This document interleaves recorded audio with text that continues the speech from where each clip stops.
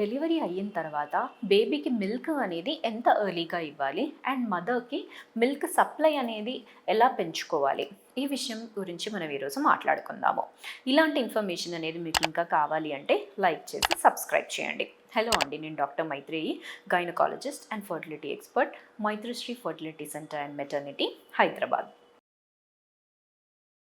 నార్మల్గా ఎటువంటి డెలివరీ అయినా కానీ, నార్మల్ డెలివరీ అయినా సిజేరియన్ సెక్షన్ అయినా కానీ బేబీ డెలివరీ అవ్వగానే ఇమీడియట్గా ఫస్ట్ మ్యూకస్ సక్షను ఇవన్నీ అయిపోయిన తర్వాత అంతే తొందరగా బేబీని మదర్కి ఇచ్చేసి ఫీడ్ అనేది ఎస్టాబ్లిష్ చేసుకోవచ్చు.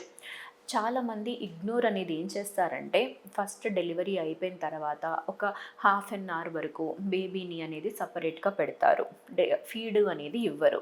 అండ్ ఫీడ్ అనేది ఇవ్వకుండా ఉంటే ఏమవుతుంది అంటే తొందరగా ఎస్టాబ్లిష్మెంట్ అనేది అవ్వదనమాట. So as early as possible delivery అయిపోగానే కార్డ్ క్లాంపింగ్ అనేది చేసిన తర్వాత అయినా కానీ మదర్కి ఇచ్చేసి ఫస్ట్ అది ఇనిషియేట్ అనేది చేయించవచ్చు.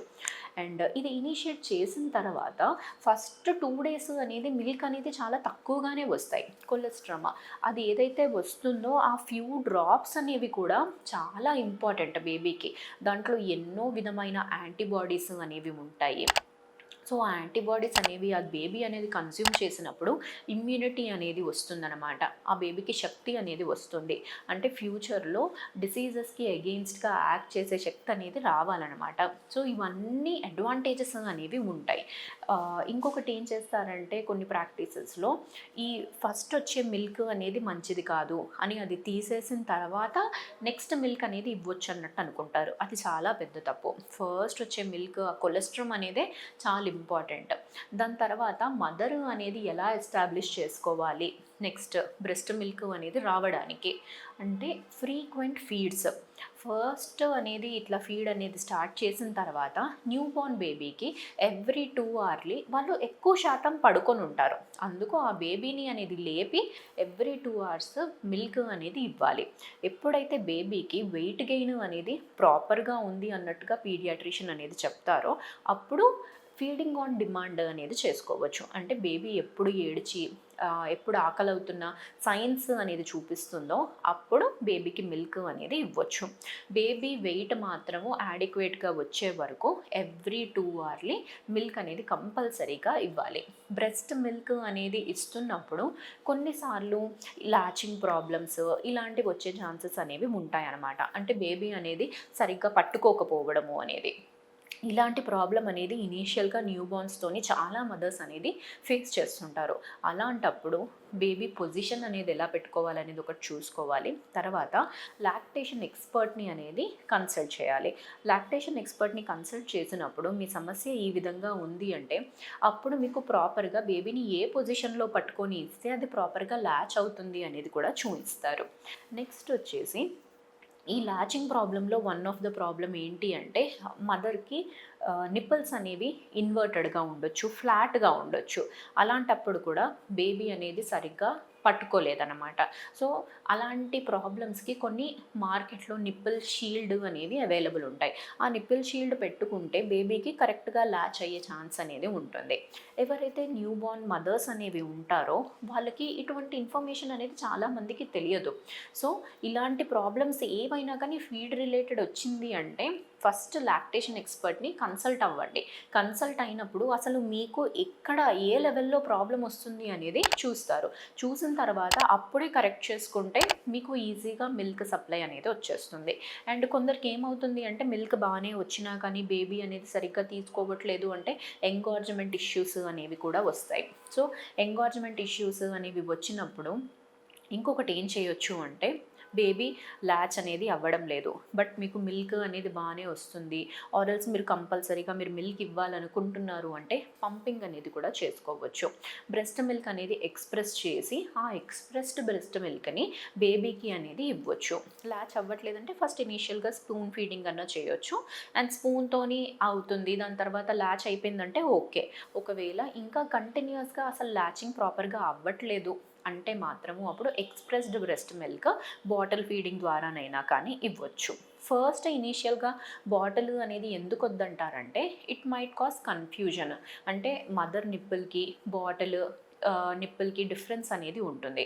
బేబీ ఒకవేళ ఈ బాటిల్ నిప్పుల్కి అనేది అలవాటు పడిపోతే మళ్ళీ ల్యాచింగ్ అనేది చేయకపోవచ్చు అన్న రీజన్‌తోని ఇనీషియల్‌గా ఈ బాటిల్‌ది ఫీడింగ్ అనేది వద్దంటారనమాట. సో, ఆ రీజన్ వల్ల స్పూన్‌తోని అనేది ఇవ్వమంటారు.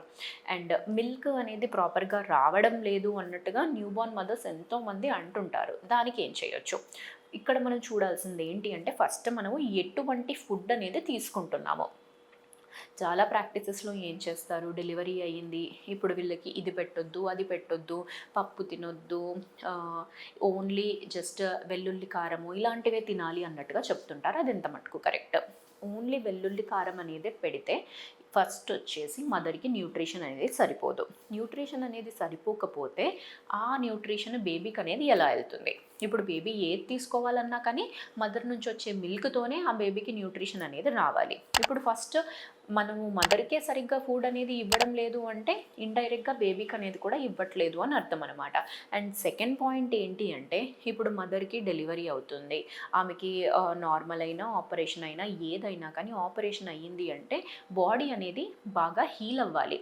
అలాంటి బాడీకి అనేది జస్ట్ మనం ఈ వెల్లుల్లి కారమే పెడుతున్నామంటే ఏ విధమైన ప్రోటీన్ కంటెంట్ ఆమెకి ఇస్తున్నాం అసలా? సో, అక్కడ ఏ ప్రోటీన్ కంటెంట్ అనేది రావడం లేదు. అండ్ గుర్తుపెట్టుకోవాల్సింది ఏంటి అంటే ఈ పప్పు తినొద్దు, ఆ పప్పు తినొద్దు అన్నట్టుగా చాలామంది చెప్తుంటారు. అండ్ అవి తింటే కుట్లు చీమొస్తాయి అన్నట్టుగా కూడా చెప్తుంటారు. ఈ జస్ట్ ఆ పప్పులు అనేవి తిన్న వల్ల చీమ్ అనేది ఏమీ రాదండి. ఇన్ఫెక్షన్ అనేది వచ్చింది అంటే ఈధర్ మన కండిషన్ అన్నా కానీ బాలేదు, ఆర్ ఆపరేషన్ చేసినప్పుడు ఏదన్నా ఇన్ఫెక్షన్ అయినా కానీ అయ్యుండొచ్చు అని అర్థం అనమాట. సో, దాని తర్వాత మీకు ఆపరేషన్ అయిన తర్వాత ఒక కోర్స్ ఆఫ్ యాంటీబయోటిక్స్ అనేది వాడుకుంటే ఈ ఇన్ఫెక్షన్ ప్రాబ్లమ్స్ అనేవి కూడా ఏమీ ఉండవు. న్యూట్రిషన్ అనేది కూడా ప్రాపర్‌గా తీసుకోవాలి. కార్బోహైడ్రేట్‌తో పాటు మంచి ప్రోటీన్ కంటెంట్ అనేది తీసుకోవాలి. నాన్ వెజ్ తినేవాళ్ళు మీట్ అన్నా కానీ, చికెన్, మటన్ ఏవైనా కానీ తీసుకోవచ్చు. వెజిటేరియన్ వాళ్ళు మాత్రం కాన్సంట్రేట్ చేయాలి. ఇక్కడొచ్చేసి ఆకుకూరలు, ఆహ్, దాల్, పన్నీరు ఇలాంటి ప్రోటీన్ కంటెంట్ అన్నీ మీరు తీసుకుంటేనే బేబీకి వచ్చే న్యూట్రిషన్ అనేది కూడా ప్రాపర్‌గా ఉంటుంది. అండ్ మీ బాడీ హీలింగ్ అనేది కూడా త్వరగా అవుతుంది.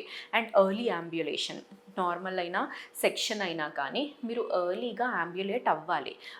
చాలామంది చాలా రోజులు రెస్ట్ తీసుకోవాలి అన్నట్టుగా ఉంటుంది. సో, అలా ఎక్కువ రోజులు రెస్ట్ తీసుకున్నా కానీ మీరు తొందరగా ఈ ప్రాబ్లమ్స్ నుంచి బయటికి రాలేరు. ఎంత ఎర్లీగా అంత అయితే యాంబ్యులేట్ అనేది అవుతారో అంతే ఎర్లీగా మీ బాడీ అనేది కూడా రికవర్ అవుతుంది. సో, యాక్టివ్‌గా ఉండండి, మంచి ఫుడ్ తీసుకోవండి. ఎలాంటి లాక్టేషన్ ప్రాబ్లమ్స్ అనేవి వచ్చినా కానీ ఫస్ట్ లాక్టేషన్ ఎక్స్పర్ట్‌ని అనేది కన్సల్ట్ చేస్తే మీ ప్రాబ్లమ్స్ అనేవి సాల్వ్ అవుతాయండి. Thank you.